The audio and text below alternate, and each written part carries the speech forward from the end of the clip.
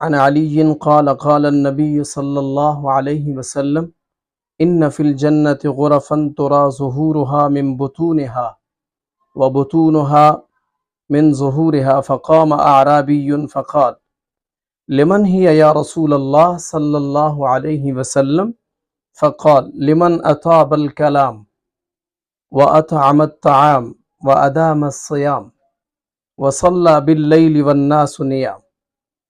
سیدنا حضرت مولا مشکل کشا رضی اللہ تعالیٰ عنہ سے یہ حدیث پاک مروی ہے کہ میرے کریم آقا علیہ الصلاۃ والسلام جنت کے محلات کا تذکرہ فرما رہے تھے۔ میرے محبوب علیہ الصلاۃ والسلام جنت میں بالا خانے ہیں، ان کا باہر اور ان کا اندر ایک جیسا ہے۔ میرے محبوب یہ تذکرہ فرما رہے تھے، ایک اعرابی اٹھا اور اس نے کھڑے ہو کے عرض کی، یا رسول اللہ صلی اللہ علیہ وسلم لمن ہے یا رسول اللہ، یہ جو محلات ہیں جنت کے یہ کس کے لیے؟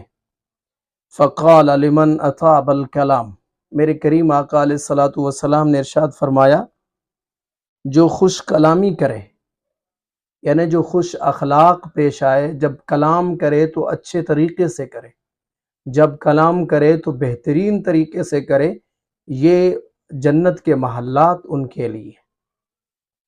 اور پھر آگے میرے کریم نے فرمایا وَأَطْعَمَ الطَّعَامَ، اور لوگوں کو کھانا کھلانے والا ہو۔ جب بھی کوئی مہمان ان کے گھر آئے، جب بھی کوئی مسکین آئے، یتیم دیکھے، ان کو وہ کھانا کھلانے والا ہو۔ تو یہ بات پتہ چلا کہ خوش کلامی اور طعام کھلانا یہ جنت والوں کی نشانی ہے، سبحان اللہ۔ اور پھر میرے کریم نے فرمایا وَأَدَامَ الصِّيَامَ، اور اکثر روزے رکھے۔ جب بھی وہ بندہ یعنی کہ مہینے کے اندر وہ 4 دن 5 دن 6 دن اکثر وہ روزے کی حالت میں ہو۔ اور میرے محبوب علیہ الصلاۃ والسلام نے پھر ارشاد فرمایا وَصَلَّى بِاللَّيْلِ وَالنَّاسِ نِيَامٌ، اور جب لوگ رات کو سوئے ہوئے ہوں وہ اٹھ کے اللہ رب العزت کو یاد کرتا ہو، نماز پڑھتا ہو۔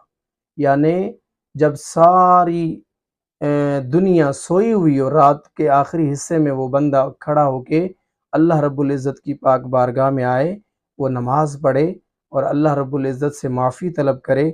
یہ چند بندے جو خوش کلامی کرنے والا، طعام کھلانے والا اور روزے رکھنے والا، نماز پڑھنے والا، رات کو اٹھ کے، تو میرے کریم آقا علیہ الصلاۃ والسلام نے فرمایا یہ جنت کے بالا خانے، یہ جنت کے محلات ان کے لیے۔